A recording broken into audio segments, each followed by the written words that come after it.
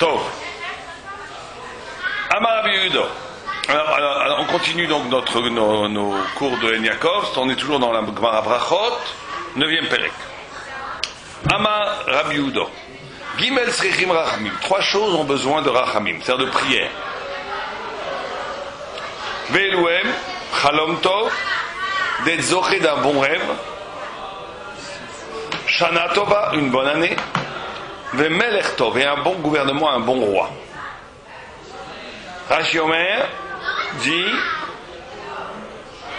Srichim levakesh rachamim, c'est des choses sur lesquelles on doit demander du rachamim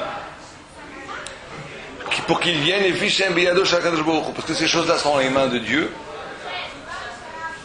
Ve'enaim reshut lavo ela bereshuto, ils n'ont pas de reshut de venir que par l'injonction divine. Dit le marchand, une chose étonnante, Ke'ilu notim lo chaim. Tout le monde pose la question, En Yaakov, il dit, Avadai kol davar tzarich rachamim. Pour avoir de l'eau, il faut rachamim. Okay? Pour toute chose, il faut rachamim. Donc pourquoi d'Afka ces 3 choses-là? Hein? Et là, il dit, parce que ces choses-là ont toujours besoin de rachamim. Toujours besoin de rachamim. Parce que c'est des choses que même quand tu les as, elles peuvent disparaître. Alors on va expliquer un petit peu. Alors oui, mais justement, d'après l'Anaf Yosef, non. Ces 3 choses. D'abord, c'est très simple que tout vient de Dieu, bien entendu, que tout est un mérite, que rien n'est acquis, tout ça c'est très clair. Mais il y a des choses, une fois que Dieu a créé le monde, en réalité ça c'est une grande discussion entre le Rambam et le Ramban. Le Rambam dit que une fois que le monde est créé, par exemple, est-ce que la force, la Koach HaMeshicha, est-ce que la pesanteur, est-ce que la force d'attraction terrestre, est-ce que c'est un miracle ou est-ce que c'est quelque chose qui rentre de l'ordre de la création? C'est une discussion sur les Rishonim. Chez le Rambam, lui au contraire, il dit que tout celui qui dit que c'est un miracle, c'est un idiot. Je le dis mais voyage, parce qu'il dit que, au contraire, pas une question d'idiot ou de miracle, c'est parce que tout le monde est d'accord que c'est une chose qui existe. Le problème, c'est comment tu vois ça. Le Rambam, il dit, une fois que le monde est créé, il a des règles qui marchent toutes seules. Et que c'est ça la volonté de Dieu. La volonté de Dieu, c'est de donner une autonomie à la création pour que la création soit kebiechol, autonome de l'intervention divine pour qu'il puisse y avoir de la liberté.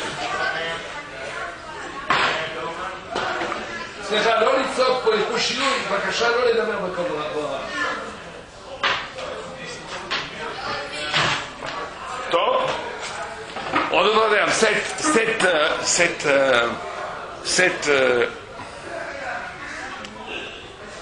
cette autonomie de la nature, Kebiechol, est voulue par Dieu, bien entendu, pour qu'il puisse avoir la liberté. Sans ça, il n'y a pas de liberté.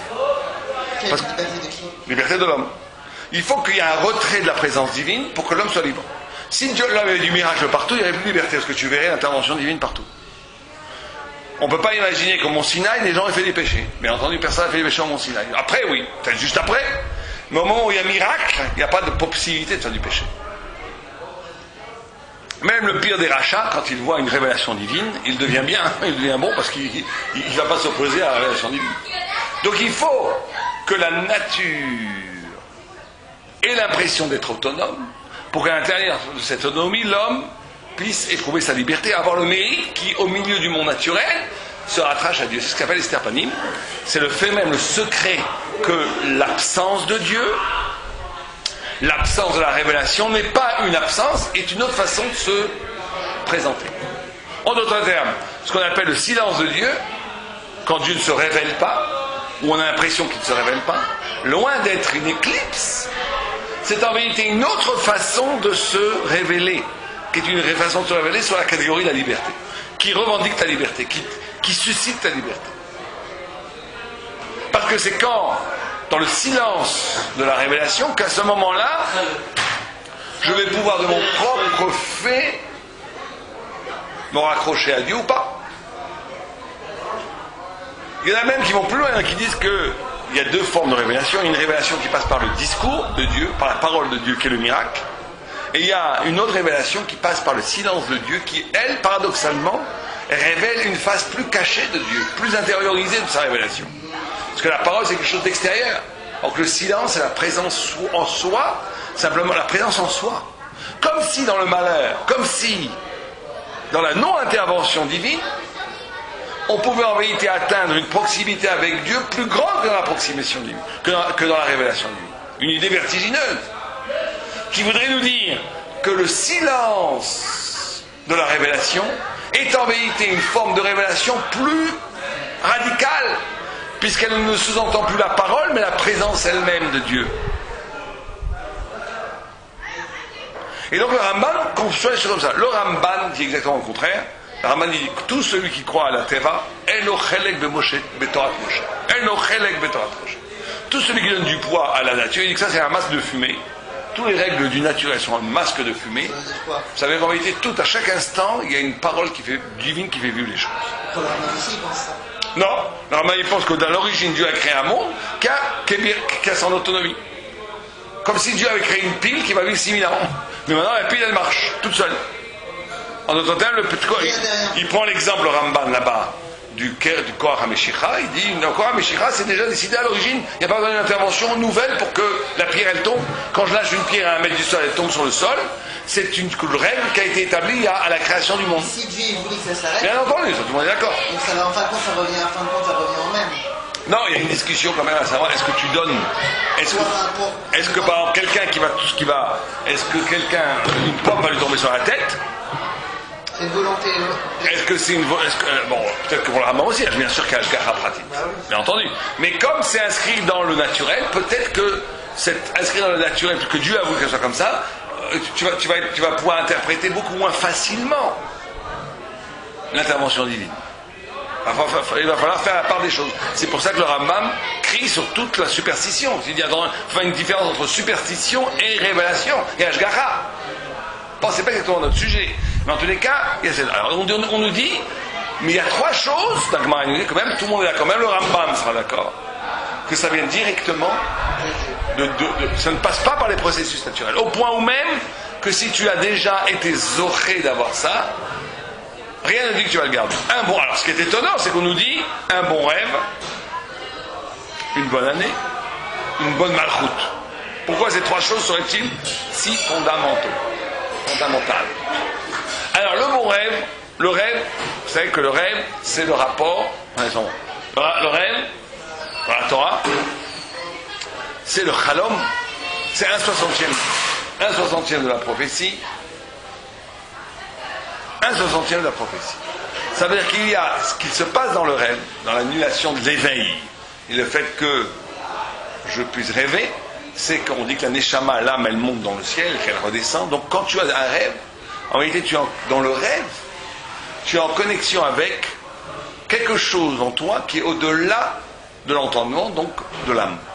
Ce qu'on appelle un Neshama et du Nefesh, et du roi. C'est l'inconscient. Non, l'inconscient, justement, Freud a toujours tout compris de façon tronquée. Freud a compris qu'il y avait quelque chose derrière la conscience, qu'au lieu d'y voir de l'âme, il a vu des pulsions. Des pulsions, je ne veux pas dire de quoi, des pulsions. Il a vu des pulsions. Du Trieb en allemand, qui ne veut pas dire l'instinct comme les gens traduisent, parce que l'instinct, ça veut dire, c'est quelque chose d'organique, de physique. Donc les pulsions, c'est quelque chose de psychique. Donc c'est plus spirituel qu'on croit, mais c'est des pulsions dont la nature profonde n'est que animale. Ouais. C'est des pulsions sexuelles, des pulsions de violence, etc. En vérité, érotique, amicale. Alors que chez nous, Chas v'Shalom, par à l'encontre de Freud, derrière la conscience, il y a tout le paysage de ton éternité. C'est l'éternité qu'il y a derrière la conscience. En d'autres termes, chaque personne, et on a du mal à comprendre ça, chaque personne est en train de construire un paysage éternel.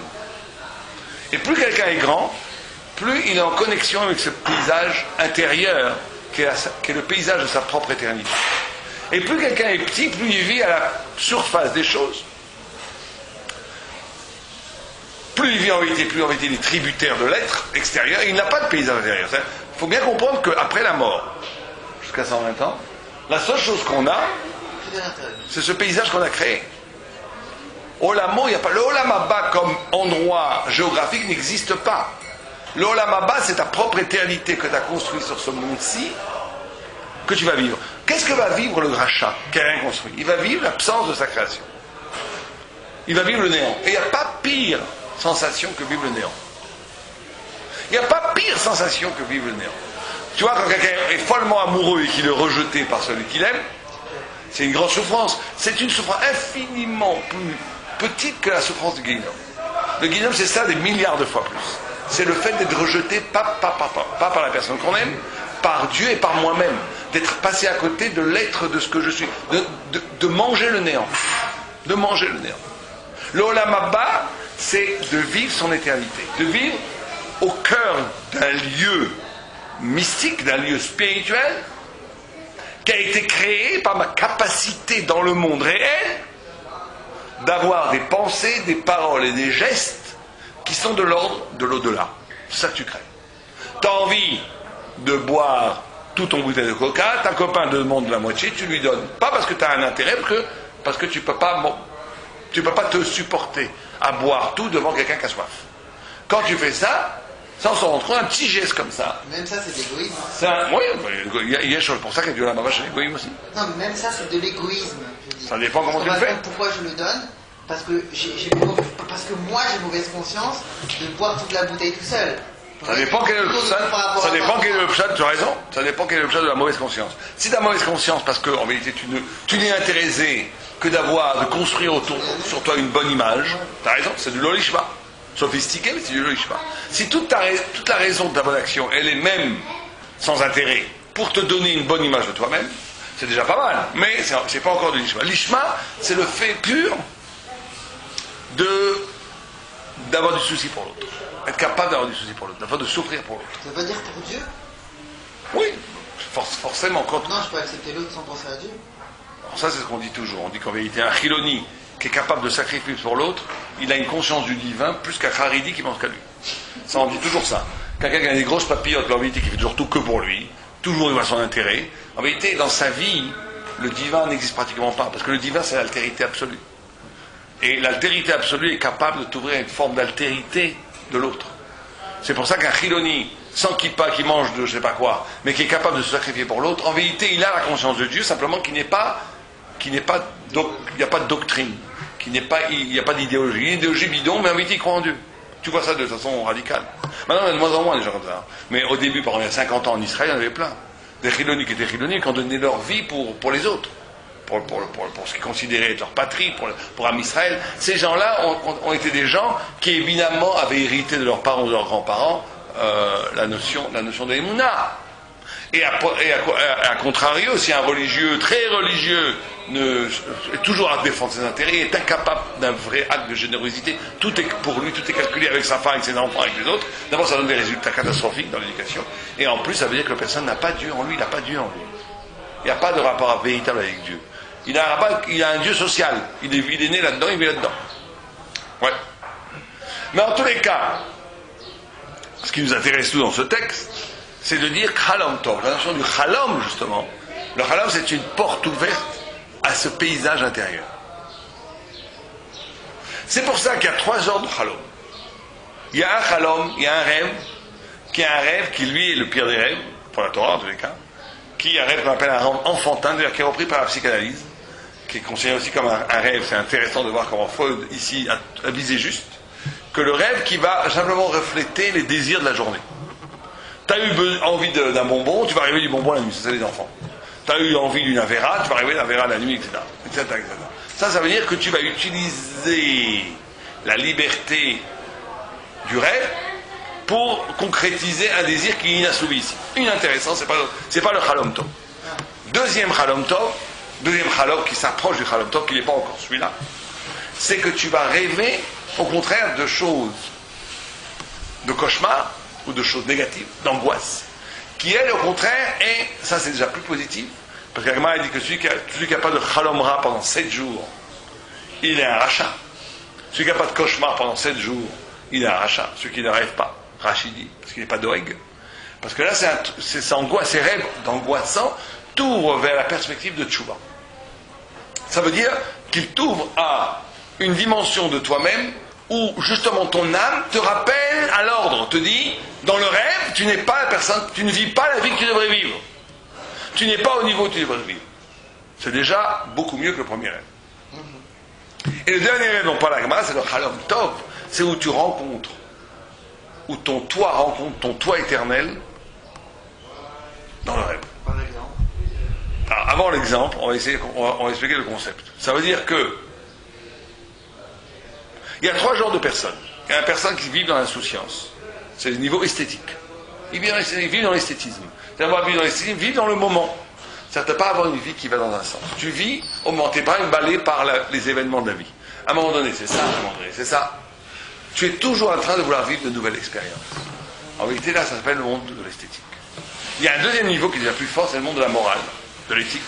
Mais là, ce niveau, tu n'es encore pas toi. C'est que tu as pris sur toi le fardeau d'être un mec bien, de quelqu'un de bien. Tu prends sur toi le fait de faire le bien, mais ce bien n'a pas encore rejoint ton intériorité, ce que tu es toi vraiment. Et il y a le dernier niveau, qui est le plus haut niveau, le niveau du tzaddik, où la Torah rejoint l'éternité de la Torah. La parole divine rejoint et épouse la forme la plus subtile et la plus intime de mon intériorité. C'est ce qu'on appelle, nous, quand ton moi rejoint ton moi éternel. Quand ton moi existant rejoint ton moi éternel. Le rêve du tzaddik, c'est quand le rêve va rêver ou de révélation divine, ou de message, ou de Gemara, ou de révélation de Torah. Là, à ce moment-là, la personne vit son olam haba b'olam hazé. Ça, c'est le rêve du tzaddik. Et ça, c'est Halom Tov. Et ça, il faut demander. Il faut demander parce que c'est un don. C'est un don puisqu'on te donne quelque chose que tu n'auras le droit qu'après la mort, b'olam hazé. Les tzaddikim ont ce genre de rêve, certains tzaddikim ont ce genre de rêve. Et c'est des rêves magnifiques. C'est magnifique parce que tu goûtes avant terme l'extraordinaire félicité de ton éternité que tu auras après. Là. Après 120 ans. Et donc ça, il faut prier pour ça. Il faut prier pour ça. C'est une chose où il faut prier pour ça, de tout son... Parce que, pourquoi est-ce que c'est important? Oui, on pourrait demander pourquoi est-ce qu'il faut prier. Il faut prier pour avoir à manger, de l'argent, c'est des choses dont tu as besoin. Qu'est-ce que tu as besoin d'anticiper? L'olam haba. L'olam haba, il viendra après 120 ans. Exactement. Qu'est-ce que tu as besoin d'anticiper? Non, c'est essentiel. Parce que pour le travail dans l'olam hazé, c'est très important d'avoir une connexion avec l'olam haba. Mais une olam haba du Shabbat. Mais une olam haba quand tu étudies la Torah. C'est-à-dire que ton travail de la Torah, ton travail de Midot, et ton travail dans la Torah va te si dans l'olam hazé lui-même il y a une dimension d'éternité, ça va complètement changer ton travail. Ça va complètement changer ta façon de faire les mitzvot. Tu vas avoir une protection par rapport à l'attente, par rapport au niveau esthétique qui sera beaucoup plus fort. Tu auras une protection aussi par rapport au niveau social de la moralité qui sera beaucoup plus fort. Tu vas aller dans les sens même des choses. Ça enlève la bechira, non? Ça enlève un niveau bas de Bechira, puisque comme tu as mérité ce niveau, ça n'enlève pas la Bechira. Chaque tzaddik, plus il grandit, plus effectivement sa Bechira s'affine. Ouais. Un grand tzaddik, il n'a plus le choix de tuer. Comme n'importe quel homme, de tuer ou de ne pas tuer, c'est pas un choix tragique, c'est pas un choix cornélien, il a déjà décidé de ne pas tuer. On peut imaginer que dans cette salle où il y a d'innombrables étudiants, je peux vous demander à tous que je ne pense pas qu'un d'entre vous ait l'intention de tuer quelqu'un. N'est-ce pas? Non, parce que vous avez déjà décidé, vous avez déjà dépassé le stade de tuer ou pas tuer. Voler, on peut l'imaginer, j'espère en tous les cas, que personne n'a envie de voler. C'est pas une vraie tentation de voler. Par contre, toute l'attirance charnelle ou le kavod, ou des choses comme ça, c'est déjà un niveau beaucoup plus difficile à arracher de l'homme, c'est un choix. Est-ce que je succombe sur la souffrance charnelle? Est-ce que je succombe sur être kavod ou pas kavod? Est-ce que je travaille? Est-ce que je fais les mitzvot où j'enseigne la Torah pour qu'on m'admire ou pour que la Torah soit admirée? Ça, c'est déjà des choix beaucoup plus difficiles. Et un tzaddik qui a dépassé ça, après, c'est encore plus profond. Est-ce qu'il fait les choses pour Dieu ou pour sa propre éternité? Pour son olam haba même. Il y a une fameuse histoire avec Rabbi Nachman de Breslav qui, je ne me souviens plus pourquoi il avait perdu son olam haba. Il avait perdu son olam haba et une voix est sortie, tu as perdu ton olam haba. Il a dit, Baruch Hashem, je vais pouvoir enfin faire les mitzvot lishma. Il a dit, puisque c'est comme ça, tu viens de regagner l'olam haba que tu as perdu. C'est ce dilemme, comment olam haba et en même temps, on ne fait pas ça pour l'olam haba, on fait ça pour Hashem. Ça, c'est le plus haut niveau. C'est le plus haut niveau. Dvekut. Quand à un moment donné, tu n'es plus qu'un Eved Hashem. Tu n'es plus intéressé par toi, mais bichlal. Tu n'es plus intéressé par toi, mais bichlal. Tu es intéressé que par la splendeur de Dieu. Ça, c'est le plus haut niveau. En tout cas, il faut rêver pour ce rêve. Deuxième chose pour laquelle il faut prier pour ce rêve, ce genre de rêve. Il faut zocher d'un rêve comme ça. excusez-moi, chose qu'il faut demander à Hachem, Rachamim, c'est une bonne année. Alors qu'est-ce que c'est une bonne année? Qu'est-ce que c'est une bonne année? L'année, la notion d'année dans la Torah, c'est l'année qui revient. Pourquoi est-ce que, en vérité, Rosh Hashanah revient toujours, Kippour revient toujours, Sukkot revient toujours, Simchat Torah revient toujours, Hanouka, Purim, Pessah, Shavuot? Pourquoi ça revient comme ça? Pourquoi c'est un cercle qui revient tout le temps? Parce qu'en vérité, c'est ça le temps. Un des deux temps. On va pas parler du deuxième temps, on va parler de ce temps-là. Le temps le plus évident, c'est le temps cyclique. Le temps où on revient aux choses. Pourquoi est-ce qu'il faut revenir aux choses? Parce que si on ne revenait pas aux choses, on aurait la perte de l'origine. Si le monde était créé comme un point de départ avec un point d'arrivée, où des 6000 ou 6000 années passeraient l'une avec l'autre, qui n'auraient aucun rapport l'une avec l'autre, on aurait complètement oublié l'origine. On serait dépassé par les événements.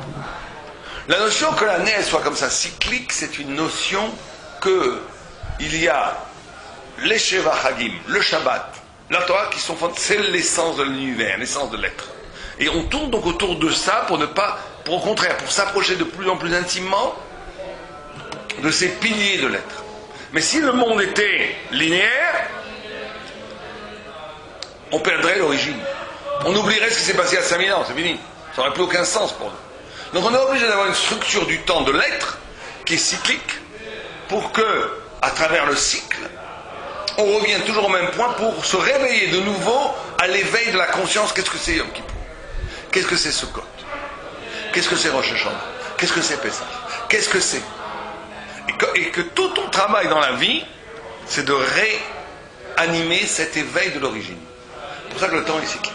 Donc quand on demande une Shana Tova, c'est d'avoir une année limpide où tous ces points de repère vont pouvoir, dans leur limpidité, m'apporter tout ce qu'elles doivent apporter. C'est ça qu'on demande. Quand on a une Shana Tova, on demande que l'année cyclique, remplie de repères spirituels, qui commence à Rosh Hashanah, la création de l'homme, qui se poursuit avec la repentance de Kippour, dans la renaissance à un temps intérieur, à un vrai temps à soi, le retour à l'essentiel de soi, qui se poursuit quand l'homme purifié par Kippour rentre sur les ailes de la Shrina, c'est Sukkot, qui continue après, quand l'hiver arrive, vers les lumières de Hanouka. Comment à partir, en sortant des ailes de la Shrina, je vais considérer, pouvoir comprendre comment il y a l'étincelle divine en chaque chose. Qui se poursuit après vers la joie absolue de Purim, la loi de la libération, la loi le messianisme anticipé. Et qui continue avec Pessah, où c'est la libération absolue de la matière, l'arrachement à toute matière. Et où je reçu la Torah Shavuot. Ça, c'est comme ça qu'un juif vit la vie. Il vit la vie, il revit éternellement, constamment, toute sa vie, il revit l'essence de l'être. L'essence de l'être est articulée autour de l'alphabet du temps qui est incarné par le Shabbat et les fêtes. Et donc une bonne année, c'est une année qui ne brouille pas la révélation inhérente à l'année, au cycle de l'année. Et ça aussi, c'est un cadeau. Parce que normalement, comme tu es plongé dans le monde, et que autour de ce temps cyclique, la vraie année, il y a tous des événements politiques, des événements sociaux, des événements sociaux, des événements politiques. Il y a l'histoire qui est en train de se faire autour de nous. Cette histoire, en vérité, elle ne peut être comprise enfin qu'autour du temps cyclique. L'histoire a l'air d'avoir une histoire indépendante, mais en vérité, elle n'est comprise dans la Torah. Elle n'est comprise qu'autour de la Torah. On voit très bien avec Abraham Avinu, quand les rois ont kidnappé 4 rois, ont kidnappé les 5 rois avec Lot, lui, il voit que l'enjeu de cette histoire, c'est le messianisme. Ça, il y avait des enjeux à l'époque. Il y avait des enjeux politiques, il y avait des enjeux métaphysiques, il y avait des enjeux à l'époque. Mais ces enjeux politiques, que des journalistes auraient commenté, pourquoi est-ce qu'il y a cette guerre? Parce qu'il y a du pétrole, parce que tout ça est bien vrai, mais c'est vrai au niveau superficiel. La profondeur de cette guerre, c'était autre chose. C'était l'enjeu messianique. Or, un tzaddik, il voit ça dans toute chose. L'enjeu, nous, on ne voit plus aujourd'hui, mais le prophète et au moins le Tana serait capable de nous dire pourquoi est-ce qu'il y a eu la Première Guerre mondiale, qu'est-ce que ça veut dire dans l'économie générale de la Torah, pourquoi il y a eu la Seconde Guerre mondiale, pourquoi il y a eu la Shoah, pourquoi il y a eu l'Inquisition. Tous ces événements qu'on peut expliquer d'un point de vue extérieur, en disant l'Espagnol avait besoin de l'or des Juifs, ils ont chassé les Juifs, le royaume de Saragosse et de Castille voulait s'unifier, c'est pour ça qu'il fallait une unité religieuse, ils ont chassé les hérétiques, donc les Juifs à leurs yeux. Tu peux donner toutes sortes de raisons politiques, sociologiques aux événements. Mais ces explications, ils passent toujours à côté de l'essence. Là où c'est tellement vrai, c'est la Shoah. La Shoah, on peut donner toutes sortes d'explications. Même on n'arrive pas jusqu'à aujourd'hui à comprendre véritablement, même d'un point de vue extérieur, cet acharnement à vouloir détruire le peuple juif des Allemands. C'est incompréhensible encore. C'est incompréhensible comment en pleine guerre, alors qu'ils avaient besoin de moyens de transport, de trains, de camions, et que c'était crucial pour le front de l'armée hitlérienne, ils ont dit non, priorité de massacrer encore des juifs. Alors ils disaient qu'ils allaient perdre la guerre. Nous on le comprend, c'est Amalek. C'est que l'essence même d'Amalek, c'est de tuer Am Israël. C'est au-delà de toute rationalité. Mais dans le monde rationnel, ça ne veut rien dire. Mais tous les événements politiques, c'est comme ça. Il y a un secret qui est dit en deçà, en profondeur de la couverture politique. Donc une bonne année, c'est ça. Une bonne année, c'est d'être zoché, d'avoir le srout, d'avoir le mérite de vivre le temps à la racine du temps, dans l'essence du temps, sans être brouillé par des significations extérieures. De ne pas être en amarès. Ne pas donner un sens complètement aléatoire et relatif de ce qui se passe. Mais au contraire, d'être capable de donner un sens absolu à ce qui se passe. Ça, c'est la deuxième chose sur laquelle il faut prier. Troisième chose, une bonne malchoute. Alors ça, c'est incompréhensible. Parce que bonne malchoute, qu'est-ce qu'on s'en fiche? Un bon melech, un bon roi. Alors, je compare ici la melech Israël ou la melech Goy. Pourquoi, si on parle d'un melech Goy, oui. Alors, on l'a déjà dit. On a dit, ça, c'est la bonne année. Mais en réalité,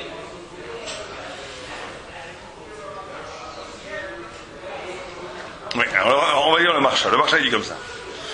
Gimel, Sechim Rachamim. Les Choyro Kaché, des Vada, Kol, Biado, Ibor, Ibor. Ok, il pose la question que tout le monde pose. Pourquoi est-ce que d'Afka, ces trois choses-là, faudrait-il prier? Tout est dans les mains de Dieu. D'accord? Les Choyro Kaché, vous avez le marcha? Ok? Les Choyro Kaché.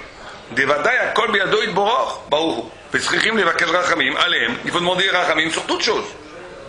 וכמה דוחתין אמרינן דבאי לפשוטרו חומה ואפשר לגימל שכיחם רחמים לכמה רוצה לומר כן מתחילת השנה דהיינו דחשיב שונות טובו וכמה נמי מלך טוב לפי שיום זה מיוחד להודות לקדוש ברוך הוא מלך מלכי המלוכים אנו אומרים בו המלך הקדוש והמלך המשפוט וגזר עשה מלכוס בו ביום מלכוס או דאריו כאין מלכות או דרקיו ובעיר הרחמי בו ביום להעמיד לנו מלך טוב וחלום טוב de Uchalov de Rosh Hashanah.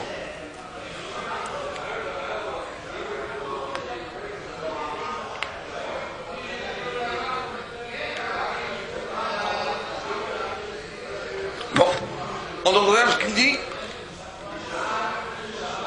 c'est qu'encore une fois, là c'est encore plus profond que la deuxième chose, que la Shana Tova, c'est que le Melech, la notion même de royauté, est un épanchement de la royauté céleste.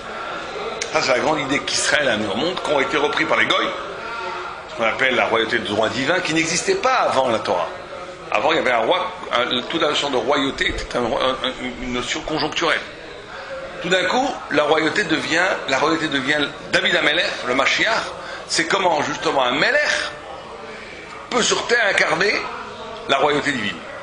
Et donc, c'est ça qu'on demande. On demande encore une fois, quand on demande un Melech Tov, c'est-à-dire un royaume Tov, c'est qu'on essaie de montrer que le politique qui nous gouverne, même s'il est goy, ne soit pas poussé dans sa rachaout, dans son mot, dans le mal, au point où ça vient nous empêcher d'avoir une relation limpide et réelle avec Dieu.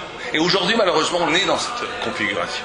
Il y a eu un moment de règne politique où le politique n'interférait pas, le politique en tant que politique n'était pas un obstacle de ton avodat Hashem. N'était pas un obstacle de ton avodat Hashem. Où le politique avait une neutralité.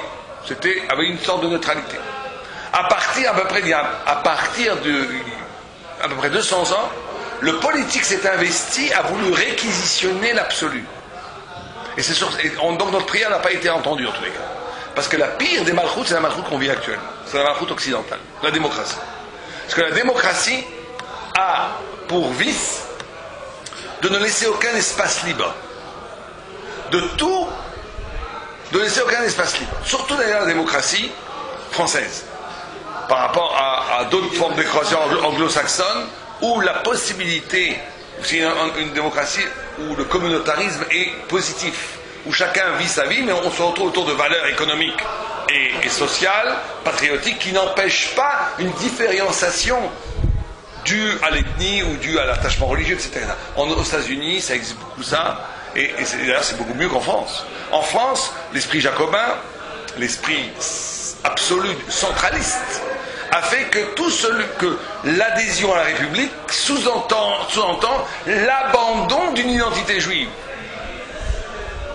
L'abandon d'une identité juive. Comment ? C'est Napoléon qui a commencé à faire ça. C'est la Révolution française de Napoléon. Ça a commencé avec la Révolution française. Ça veut dire, mais qu'est-ce que ça veut dire au niveau Ashkafa pour nous ? Ça veut dire quoi ? Ça veut dire que, justement, on est entré dans le sphère depuis à peu près 200 ans, mais ça c'est vrai même dans les pays anglo-saxons, de façon moins forte que dans les pays latins, mais c'est vrai aussi. On est entré depuis 200 ans dans une sphère où le politique revendique, récupère l'ordre de l'absolu. C'est-à-dire que c'est lui, l'absolue valeur, c'est la démocratie. L'absolu, la valeur absolue, là où les choses existent vraiment, c'est dans le politique. C'est au cœur de la cité.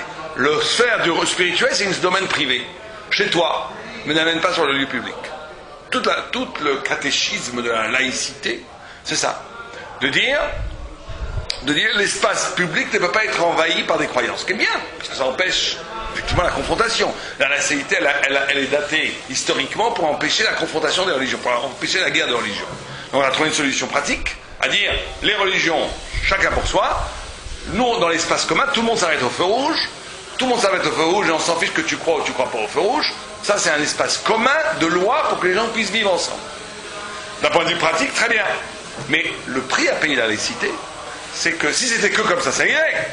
Mais c'est que cet espace public, il a de plus en plus, il s'est de plus en plus imposé comme l'absolu, comme la loi absolue, comme la référence absolue, indépassable. Aujourd'hui encore dans la société israélienne, quand des lois anti-toraïques sont promulguées, alors on entend très souvent les journalistes dire à des intervenants religieux, mais comment vous voulez aller contre la loi ? Comme si la loi était sacrée, comme si la loi votée par 61 bonhommes à la Knesset qui, je ne veux pas dire quoi, qui ne savent pas, connaissent pas grand-chose, comme si cette loi, elle était plus sacrée que la voie thoraïque. Catastrophe. C'est-à-dire qu'on a sacralisé le profane et on a profané le sacré. C'est exactement ça qui se passe. On sacralise le profane. On a rendu sacré une loi qui est votée par 60 personnes à la Knesset est devenue sacrée. Au point même que même la Torah, bien entendu, doit s'agenouiller devant. Vous comprenez jusqu'à où on va ? Il n'y a pas de loi qui sont votées contre la Torah. C'est ça l'objectif. Il y a énormément de lois qui vont contre la Torah. Par exemple, des lois, il y a eu plein de cas. Il y a eu des cas, énormément de cas comme ça. Des cas où on va voter des lois qui sont directement contre la Torah. Ça existe. Bon, on va pas faire politique ici, c'est pas notre problème. Le problème, c'est que bien sûr que ça peut exister. J'ai pas en tête, mais il y a eu énormément de cas où les partis religieux sont allés contre. Par exemple, une loi qui va permettre à des instituts, à des choses nationales comme de profaner Shabbat. Ce qu'on va faire. Si on vote une loi comme ça, on va dire, si on s'oppose à une loi, tu vas t'opposer. Bien sûr qu'on s'oppose à la loi. Là, il faut être révolutionnaire, sans problème. La loi humaine n'est pas sacrée, il faut désacraliser la loi humaine. Elle n'a qu'une valeur pratique. Et il faut redonner le caractère, il faut révéler au monde le caractère divin de la mitzvah. Et donc c'est pour ça qu'un bon malchout, c'est un malchout qui au moins ne vole pas l'espace de l'absolu. Ne vient pas confondre les espaces. L'espace du malchout est là pour gérer la vie commune. Créer des routes, très bien. Amener de l'eau aux gens, défendre le pays, tout ça est très très bien. Mais il ne faut pas que le malchout commence à réquisitionner le sens et qu'il le récupère au niveau politique. Ça, c'est la pire des choses. Ça, il faut se battre contre ça. Il faut une lutte sans merci contre ça.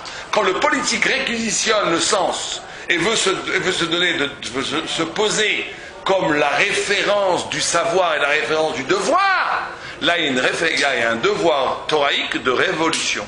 Faire la révolution, allez-y gaiement. On arrête là, à la semaine prochaine.